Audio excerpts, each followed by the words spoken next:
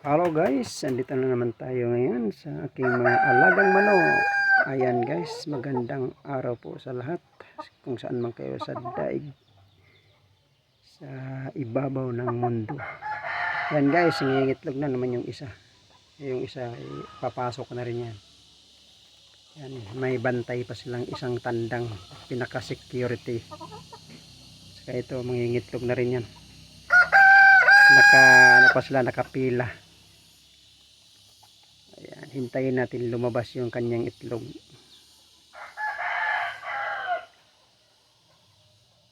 Ayan, malapit na siguro yan umire. Ayan, binabantayan ng isang security guard na tandang habang siya ay manganganak. Kung ang nasaan ako ngayon nakatayo guys, andito rin sila lahat oh. Ayan, dito lang din sila kung saan ako. Nag-aabang din sa akin. Ayan, yung iba nandyan sa likod ng tangkal.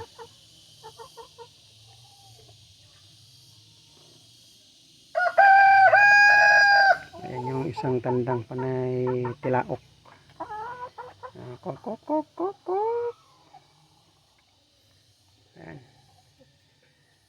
malapit na rin tong mangitlog. Ayan, tumungtong na naman yung isa. Pila-pila muna sila guys kasi dalawa lang yung nilagay kung pangatlo to, kaya lang ayaw nilang mangitlog dito, gusto nila roon. Pila-pila lang kayo ha kung sinong susunod.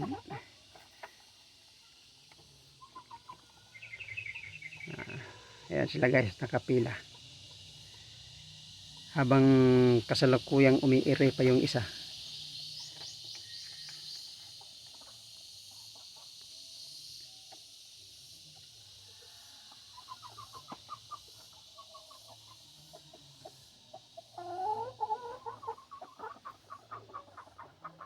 Yan, malapit na yan kasi nag-aano na yung kanyang puwit. Malapit na lalabas ang itlog.